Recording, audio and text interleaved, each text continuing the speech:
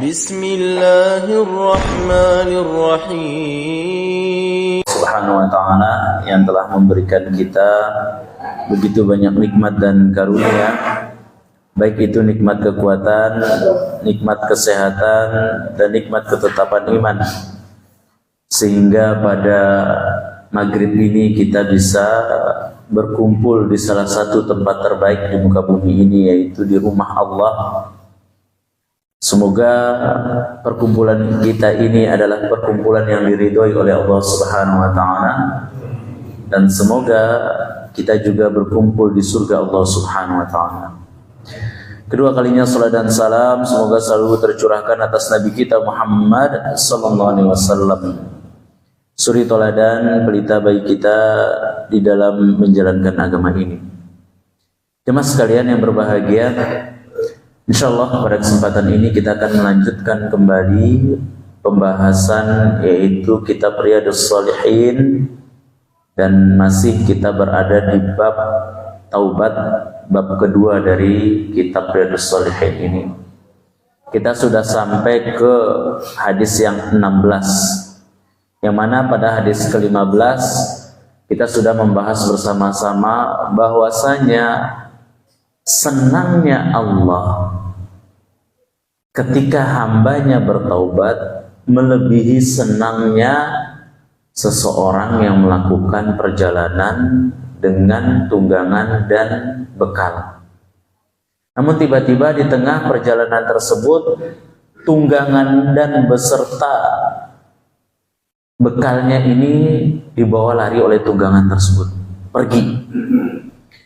Dia mencari tunggangannya, padahal itu di padang pasir yang panas.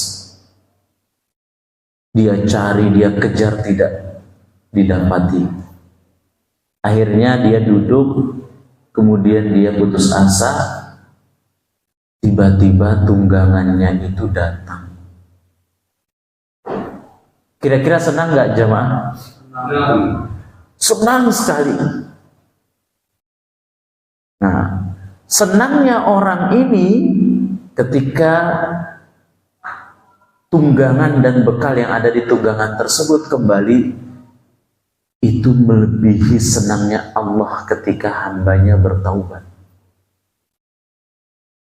Jadi kalau kita pernah melakukan dosa apapun, ketika kita kembali kepada Allah, bertaubat kepada Allah, maka saat itu Allah sangat senang.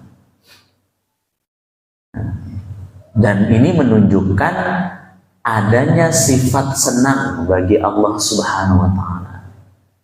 Tapi kita tidak tahu bagaimana Allah senang. Apakah tertawa gitu ya? Apakah bagaimana? Wallahu a'lam bishawab. Tapi intinya disebutkan dalam hadis itu bahwasanya Allah sangat senang.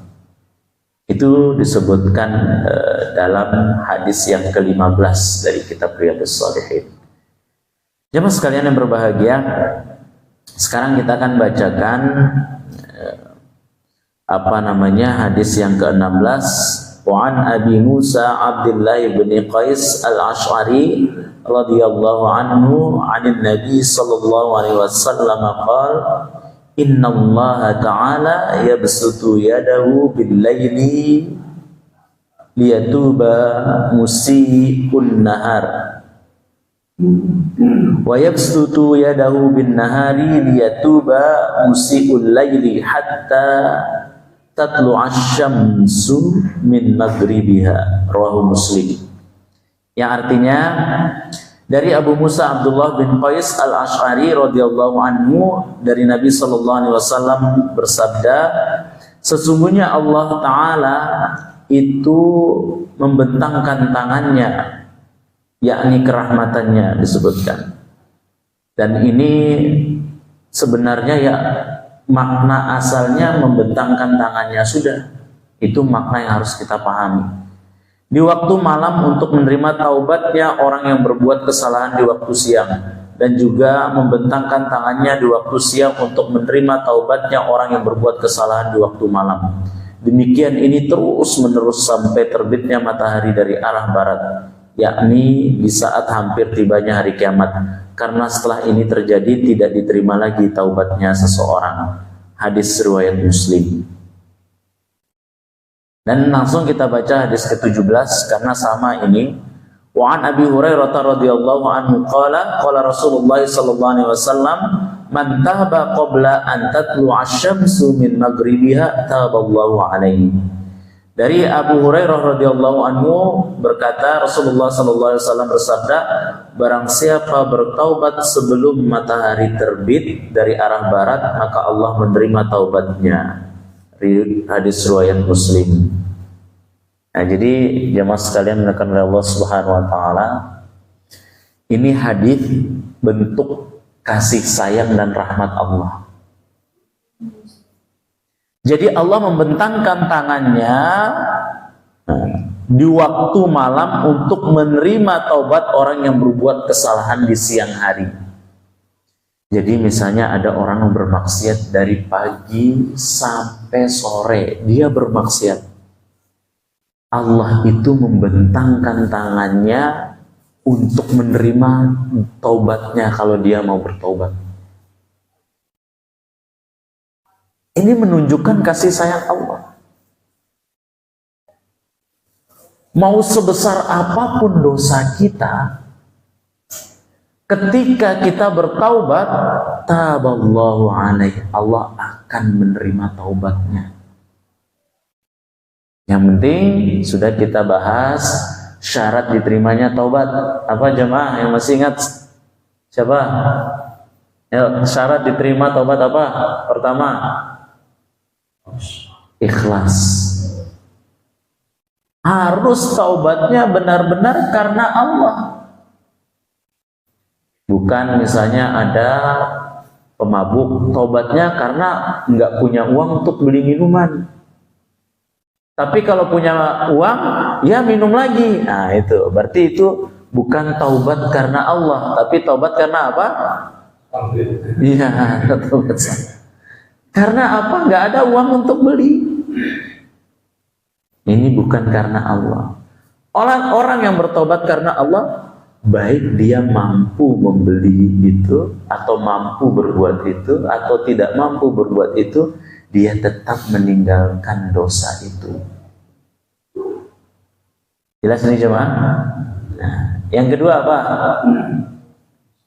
Menyesal. Jangan sampai ketika kita berbuat maksiat bangga. Hati-hati nih jemaah. Dan insya Allah mungkin ada dalam lanjutan hadis setelahnya nanti. Semua hamba Allah itu ya, ditutup aibnya, diampuni dosanya, illal mujahir, kecuali orang yang memamerkan maksiatnya. Artinya apa? Malam dia bermaksiat atau apapun dia bermaksiat, kemudian dia ceritakan ke orang dengan bangga. Aku ya kemarin maksiat. Ini mujahir. Mujahir siapa? Yang menceritakan keburukan atau maksiatnya. Dan dia bangga. Maka orang ini bisa tidak diampuni oleh Allah. Padahal sudah diampuni oleh Allah, sudah ditutup aibnya oleh Allah. Karena dia ini bukti tidak menyesal. Nah, jadi harus menyesal. Yang ketiga, meninggalkan maksiat yang mana dia taubat darinya. Kalau misalnya berzina, mencuri, mendolimi, taubatnya apa? Ya meninggalkan itu semua. Yang keempat, bertekad untuk tidak kembali kepada dosa tersebut. Jadi punya tekad tidak akan kembali kepada dosa tersebut, punya azam. Yang kelima, masih pada waktu diterimanya taubat. Kapan itu jemaah? Tadi dalam hadis kapan? Sebelum matahari terbit dari barat dan sebelum ruh sampai ke kerongkongan, sebagaimana dalam Quran surat An-Nisa ayat 18. Nanti insya Allah kita bacakan. Nah, ada satu syarat yang ini berhubungan dengan manusia. 5 syarat ini berhubungan dengan Allah. Ikhlas, menyesal, meninggalkan, bertekad untuk tidak kembali, masih pada waktu diterimanya taubat. 5 ini berhubungan dengan Allah. Yang satu, syarat yang satu itu berhubungan dengan manusia. Apa itu jemaah? Hak-hak yang berhubungan dengan manusia. Apa itu contohnya? Mengambil hak orang lain. Maka syarat diterima taubatnya, hak itu harus dikembalikan atau istihlal, meminta kehalalan. Artinya apa? Minta dihalalkan ke orang tersebut.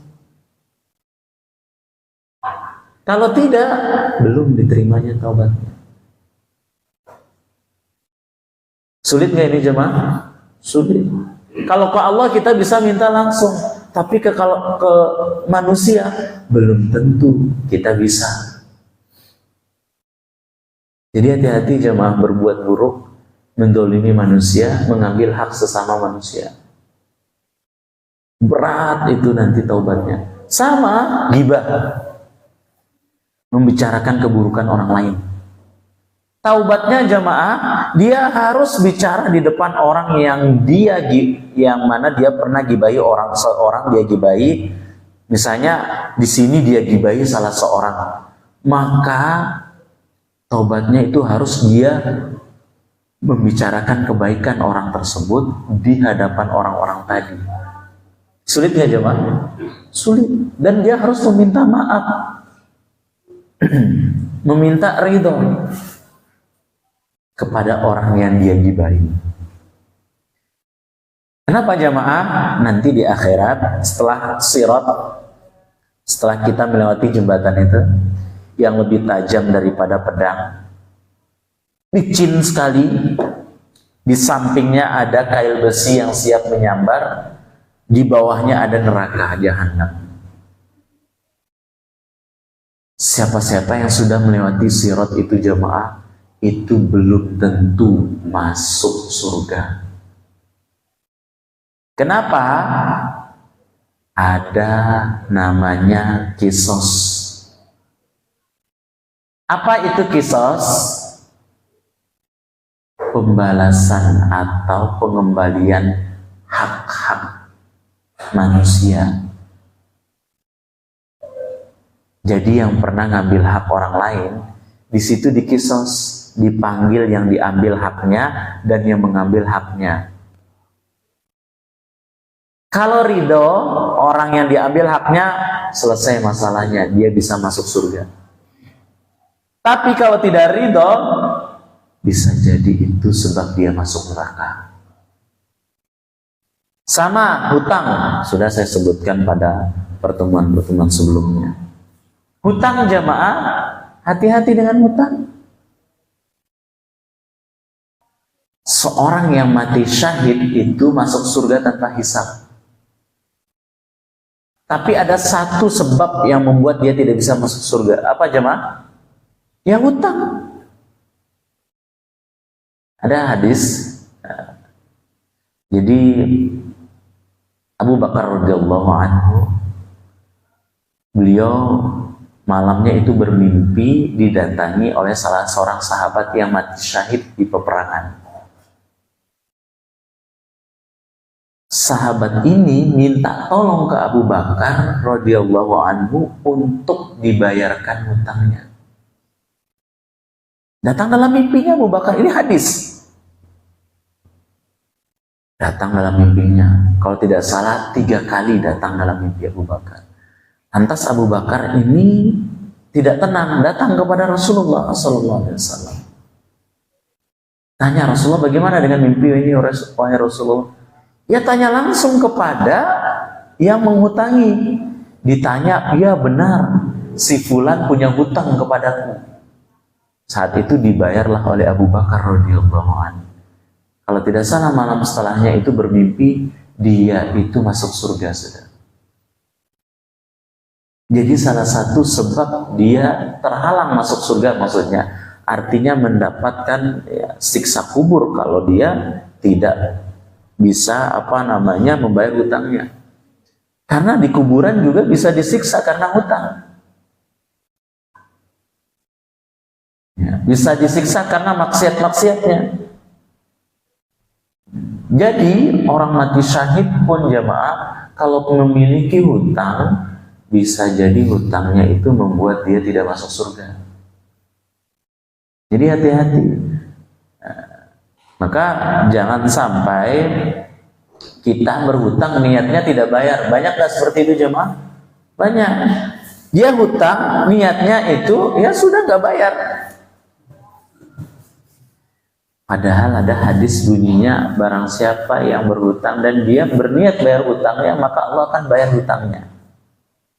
Ada kisah itu, kisah nyata kan?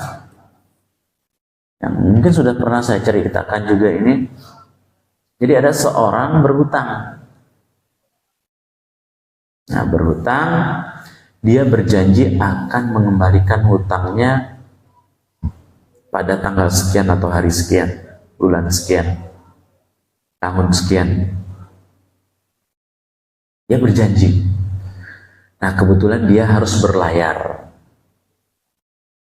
Karena dia gunakan uang ini untuk bekal dia berlayar. Dia mau bekerja atau berusaha dan seterusnya. Berangkatlah dia berlayar. Sampailah ke negeri seberang. Dia kerja, kemudian dia berusaha dan seterusnya. Nah, tiba-tiba dia ingat utangnya sudah jatuh tempo, mau jatuh tempo, belum jatuh tempo, mau jatuh tempo. Akhirnya dia ingin kembali ke asalnya untuk membayar hutangnya itu. Tapi saat itu tidak ada kapal. Tidak ada kapal untuk dia kembali ke kampung halamannya. Apa yang terjadi? Dia buat kotak, dia tulis, ini untuk si fulan, utangku, utang dia dan untuk si fulan yang dia hutangi itu. Dia letakkan uangnya dalam kotak tersebut. Nah, kemudian dia ikat bagus-bagus, kemudian dia lemparkan ke laut, dia niatkan bayar hutang. Secara logika kira-kira nyampe nggak jemaah? Secara logika nyampe nggak? Nggak nyampe. Dah, akhirnya beberapa waktu kemudian dia pulang kampung. Apa yang dia inginkan saat itu, yang dia ingin lakukan saat itu, pergi ke rumah atau bertemu dengan orang yang dia hutangi itu. Langsung dia ingin bertemu, dia datangi, ketemu. Wahai saudaraku, aku ingin ketemu denganmu dan aku ingin bayar hutang. Apa kata orang yang dihutangi? Hutang mana lagi katanya? Kan hutangmu sudah kamu bayar. Kapan katanya? Itu kotak itu sampai ke aku katanya. Jadi kotak yang dia lempar ke laut itu jamaah, itu sampai ke orang yang dia hutangi. Masya Allah. Ini bukti janji Allah dalam hadis itu. Siapa yang berniat membayar hutang, Allah akan bayar hutangnya. Tapi kalau dia sudah niat tidak bayar hutang, ya sudah. Bisa jadi juga hutangnya tidak terbayarkan. Jadi itu tergantung niatnya jemaah, kembali kepada bab niat itu, innamal a'malu binniyat wa innamal likulli imri'in ma nawa. Sesungguhnya segala amal perbuatan itu tergantung apa jemaah? Niat. Dan seorang akan mendapatkan sesuai dengan yang apa yang dia niatkan. Kalau dia niat bayar hutang, terbayarkan hutangnya. Kalau dia niat tidak bayar hutang, dia tidak akan bisa bayar hutangnya. Sampai yang mati syahid tadi, karena dia niat bayar hutangnya, padahal dia sudah meninggal dunia. Siapa yang bayar hutangnya jemaah? Abu Bakar radhiyallahu anhu. Maka amannya sih kita selesaikan hutang kita semasa kita hidup. Bahkan ulama mengatakan meskipun habis harta kita untuk bayar hutang, bayar. Kecuali secara logika perhitungan manusia itu insya Allah kita bisa bayar hutang. Contoh, kita harus buka usaha dan harus berhutang. Boleh tidak? Boleh pada asalnya. Tapi kita harus bisa memastikan secara hitungan manusia itu bisa.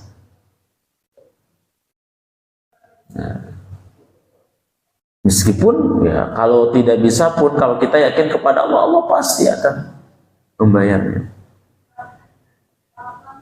Banyak sekali kisah-kisah jamaah orang yang bisa bayar hutang itu. Banyak sekali. Bahkan ada kisah itu seorang pengusaha yang sukses itu. Jadi dia berhutang jamaah, dia kan bangunan yang luar biasa megah, bagus. Tapi itu untuk bisnisnya.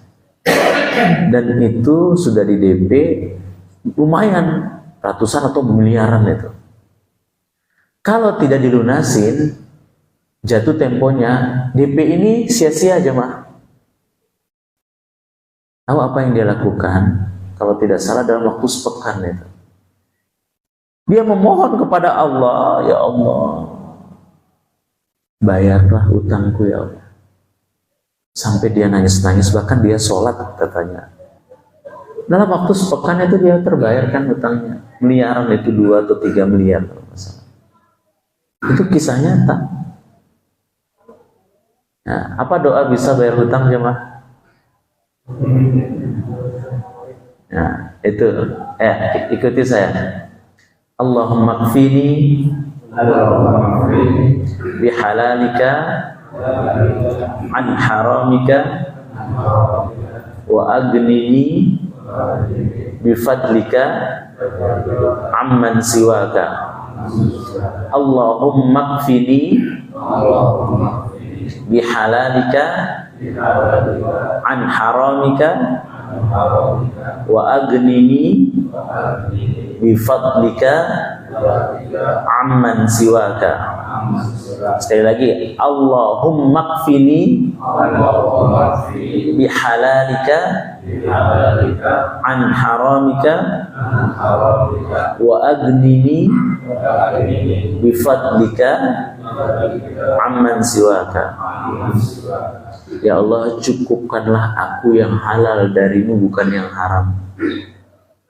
Ya Allah, cukupkanlah aku darimu, keutamaan darimu, bukan dari selain.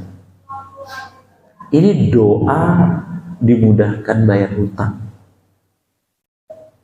Mau segunung pun, selangit pun mungkin hutangnya, baca doa ini terus dia berusaha, Allah akan bayarkan hutangnya.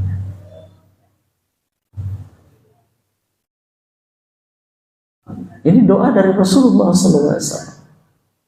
Dan ini doa kita terhindar dari hal-hal yang haram. Dan ini akidah seseorang, keyakinan seseorang kepada Allah. Allahumma kfini bihalalika an haramika wa aghnini bifadlika amman siwaka. Ya Allah, cukupkanlah aku dengan apa yang halal darimu, bukan yang haram. Ya Allah, cukupkanlah aku keutamaan darimu, bukan dari selainmu. Dari di situ ada keyakinan yang kuat kepada Allah. Nah, tapi memang lebih baik ini kita tidak berhutang. Tapi kalau harus, itu tadi, bisa baca doa ini dan niatkan harus bayar hutang. Niat itu harus. Karena ketika kita misalnya jemaah, misalnya suatu ketika kita berhutang dan itu harus kita berhutang. Dan kita niatkan itu kita akan bayar, kita mungkin meninggal dunia belum dibayar, Allah akan membayarnya. Mungkin ahli waris kita, anak kita, atau orang yang berbuat baik kepada kita mungkin bertanya, yang meninggal ini punya hutang nggak? Oh ya punya, aku yang bayar. Bisa jadi gitu kan jemaah? Dan banyak cara-cara lain. Yang penting apa? Niatkan itu benar-benar dibayar. Jelas nih jemaah? Nah, jadi ini kembali kepada hadis kita jemaah, bahwasanya Allah itu malam hari itu membentangkan tangannya untuk apa jemaah? Mengampuni hambanya yang berbuat dosa dari pagi sampai sore. Dan Allah membentangkan tangannya pada pagi hari jemaah, atau di siang hari. Untuk apa? Siapa yang berbuat dosa di malam hari sampai pagi itu diampuni oleh Allah. Bagi siapa? Yang bertaubat. Kalau tidak bertaubat, ya tidak diampuni. Maka sudah kita sebutkan dalam pertemuan pertama bab taubat ini, taubat dari dosa itu apa hukumnya jemaah? Wajib. Kalau tidak bertaubat, ya dosa besar. Wajib jemaah, wajib. Jadi jangan menunda-nunda. Apapun maksiat yang kita lakukan, segera bertaubat, segera. Kalau dosa kecil sih, antara satu sholat dengan sholat lain, itu ya, langsung terhapus. Antara satu Jumat dengan Jumat lain, itu terhapus. Dengan istighfar itu terhapus. Tapi kalau dosa besar, itu harus taubat secara khusus dengan 6 syarat. 5 syarat berhubungan dengan Allah, 1 syarat berhubungan dengan manusia. Kalau dia itu berhubungan dengan manusia, maksiatnya atau dosanya. Nah gitu ya jemaah. Ya. Jadi jangan sampai kita putus asa dari rahmat Allah. Ya, jangan sampai. Segera bertaubat. Itu bentuk kasih sayang Allah kepada umat Nabi Muhammad SAW, umat akhir zaman ini. Kalau salah, taubat. Di zaman Nabi Musa, jamaah kalau maksiat apa hukumannya? Tahu tidak? Dibunuh. Di zaman Bani Israel itu kalau melakukan maksiat apa jemaah? Langsung dibunuh. Itu hukuman. Itu syariatnya Nabi Musa, salah satunya Bani Israel itu. Kita mau seperti itu. Itulah bentuk kasih sayang Allah kepada umat Nabi Muhammad. Apalagi kalau dulu, kalau mereka melakukan maksiat apa jemaah? Dikutuk jadi kera. Ya. Ada dalam surat Al-Baqarah itu. Jadi Bani Israel itu kalau melakukan maksiat, itu dikutuk jadi apa coba? Kera. Mau kita seperti itu? Alhamdulillah min dzalik. Nah, maka Allah memberikan solusi yang sangat mudah bagi umat Nabi Muhammad. Kalau melakukan maksiat, taubat. Melakukan dosa, taubat. Dosa kecil, istighfar. Kalau umat-umat terdahulu, kalau melakukan dosa besar, dibunuh langsung jemaah. Itu bahaya sekali. Kalau itu diterapkan sekarang. Ya meninggal semuanya aja jemaahnya. Ya kan dibunuh semuanya kalau ada itu sekarang. Ya, banyak sekali orang melakukan maksiat dosa besar. Ya, dulu dibunuh itu kalau melakukan dosa besar.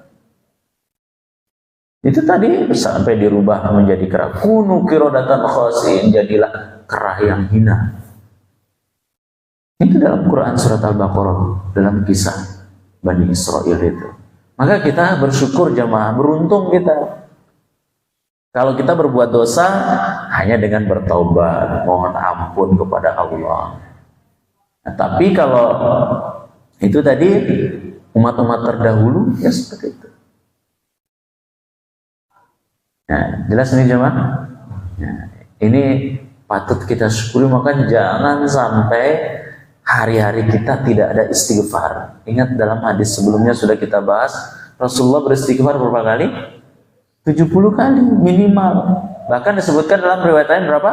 100 kali. Nah, Maka terus kita istighfar, astagfirullah, astagfirullah, astagfirullah. Perbanyak istighfar.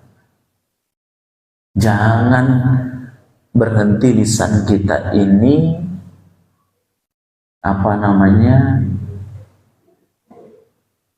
tidak ada istighfar.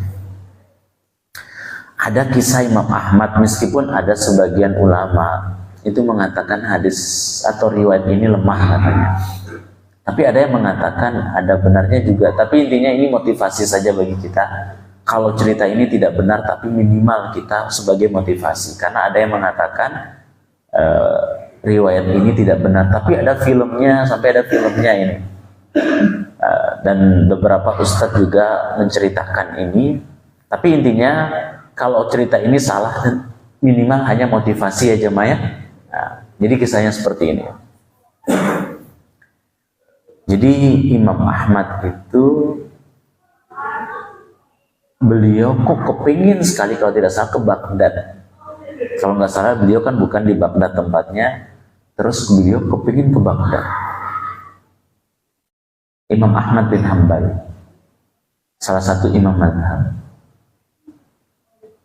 Jadi beliau jamaah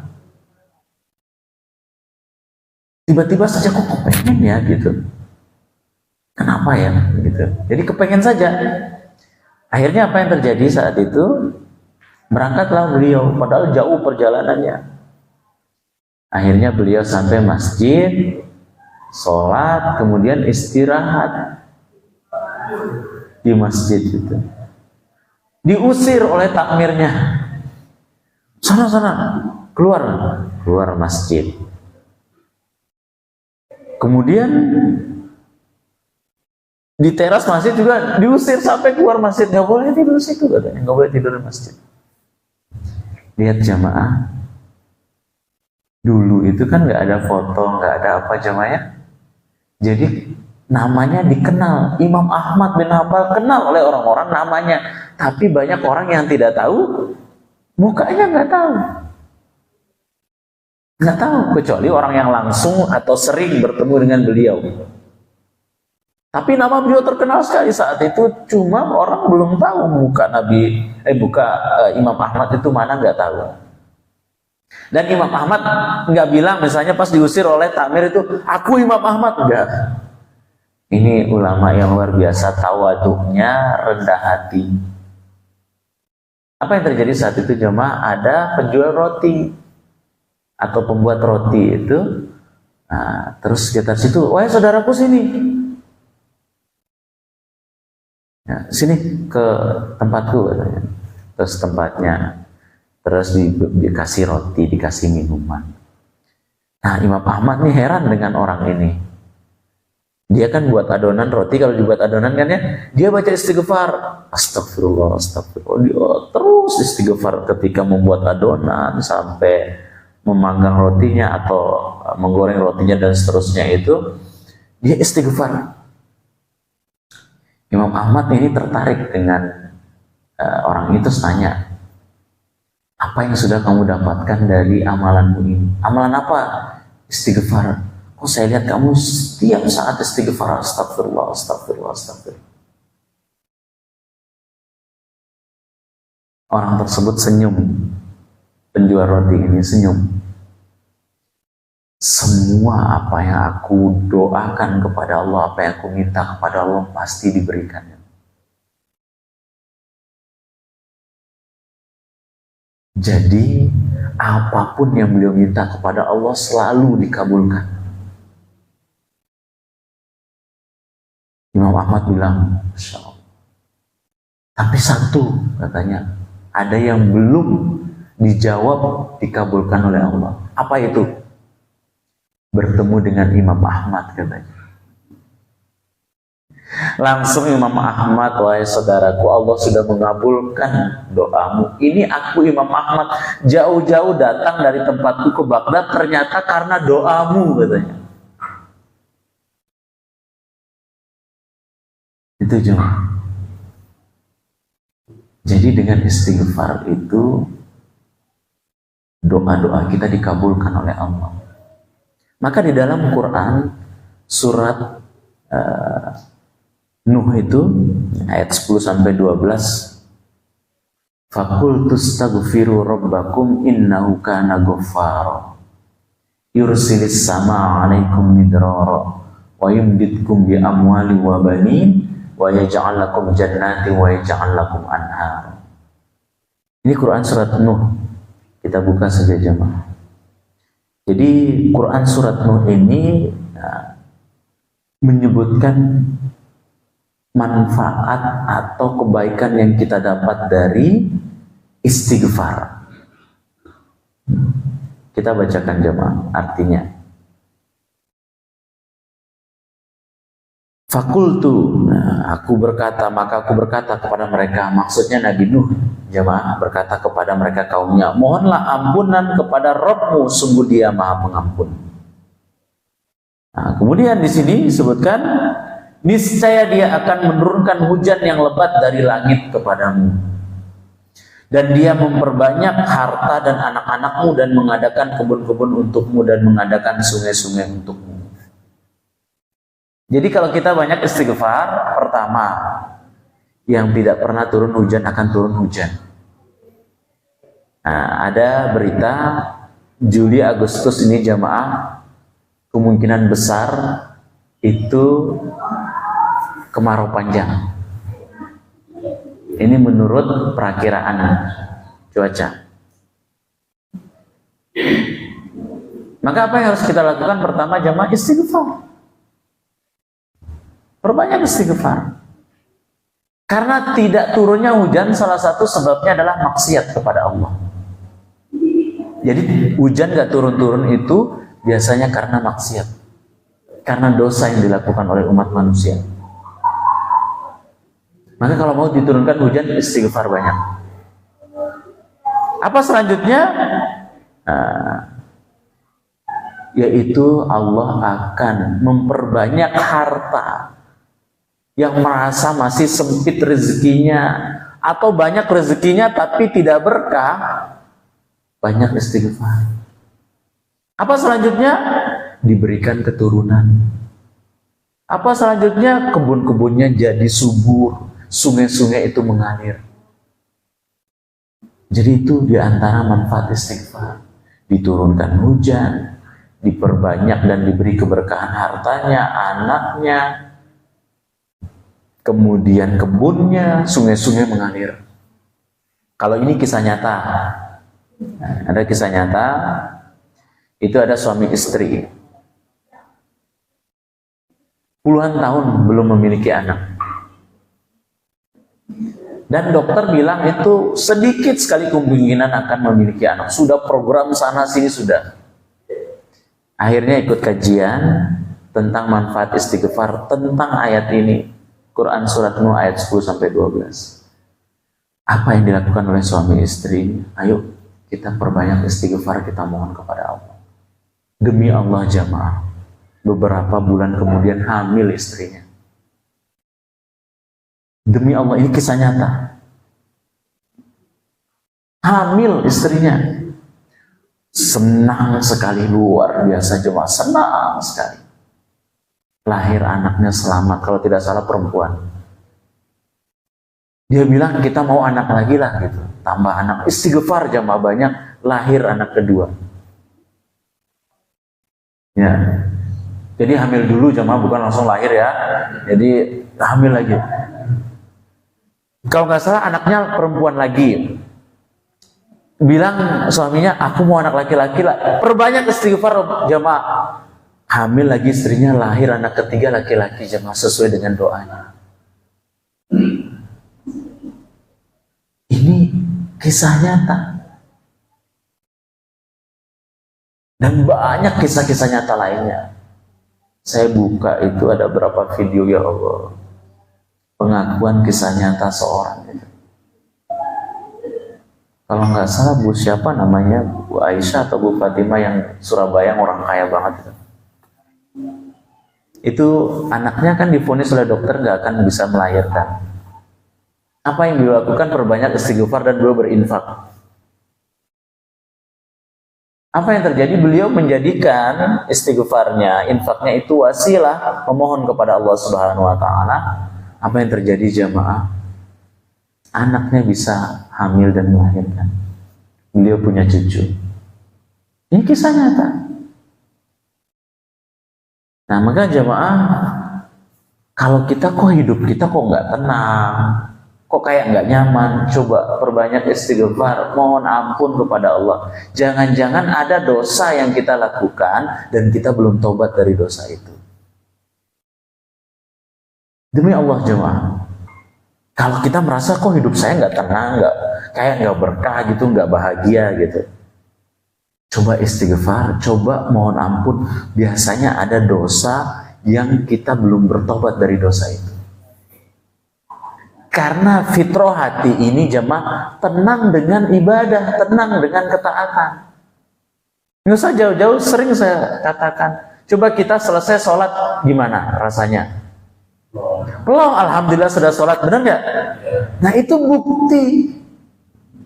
Coba kalau belum sholat, aduh belum sholat nih gitu kan, kayak ada sesuatu. Tapi setelah sholat, kayak beban itu lepas, kayak hatinya plong. Itu bukti hati ini tenang dengan ketaatan kepada Allah. Tapi kalau dengan maksiat, mau apapun, contoh jemaah, mungkin ada yang mengatakan zina itu enak, tapi coba setelahnya tenang nggak? Nggak tenang. Bahkan ketika zina pun dia nggak tenang. Nah itu bukti maksiat itu membuat orang tidak tenang. Orang coba mengambil hak orang lain, mencuri, tenang nggak jemaah? Nggak tenang. Hasil curiannya juga nanti nggak berkah. Jadi jemaah semua maksiat dosa itu membuat hati tidak tenang, tidak bahagia. Tapi ketaatan kepada Allah itu membuat hati kita tenang. Kita tinggal pilih yang mana saja. Terserah kita.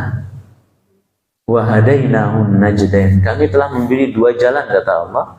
Yang mau kebaikan ya silakan, mau keburukan keburukan. Tapi konsekuensi sendiri-sendiri.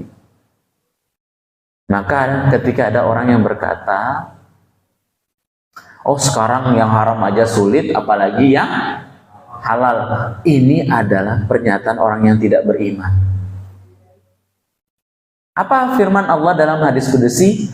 Ana inda dhanni abdi bi. Sesungguhnya aku itu tergantung prasangka hambaku terhadapku. Kalau berprasangka baik, ya baiklah yang dia dapat. Kalau prasangka buruk, buruklah yang dia dapat. Mudah kan jemaah? Ya. Mudah, asal kita mau memohon kepada Allah, mau taat kepada Allah. Mungkin itu jemaah. Sudah ada belum jemaah? Cukup ini? Atau mau ada pertanyaan? Satu pertanyaan boleh? Enggak, kalau ada. Kalau tidak ada, ya kita tutup. Ya, intinya jemaah, pertemuan kita kali ini itu poin pentingnya. Ingat Allah Maha Pengasih, Maha Penyayang. Apa buktinya? Allah itu membentangkan tangannya pada malam hari bagi siapa yang bermaksiat dari pagi sampai sore. Allah membentangkan tangannya pada siang hari bagi siapa yang bermaksiat malam harinya sampai pagi hari. Allah kepengen dia itu bertaubat. Dan ketika dia bertobat, Allah sangat gembira, sangat senang. Nah, tinggal kita pilih, kita mau membuat Allah gembira atau murka. Nah, itu pilihan. Maka orang yang tidak tobat-tobat, dia bisa dapat murka Allah. Tapi kalau bertobat, dia membuat Allah senang, gembira. Itu ya jemaah. Nah, semoga kita selalu bertaubat kepada Allah Subhanahu wa Ta'ala, agar kita bisa membuat Allah gembira, dan dengan kegembiraan Allah tersebut kita masuk surga dan terhindar dari api neraka. Amin amin ya rabbal alamin. Kurang lebihnya saya mohon maaf. Ya tutup dan doa kafaratul majlis. Subhanakallahumma wa bihamdika asyhadu an la ilaha illa anta astaghfiruka wa atubu ilaik. Akhirul kalam. Assalamualaikum warahmatullahi wabarakatuh.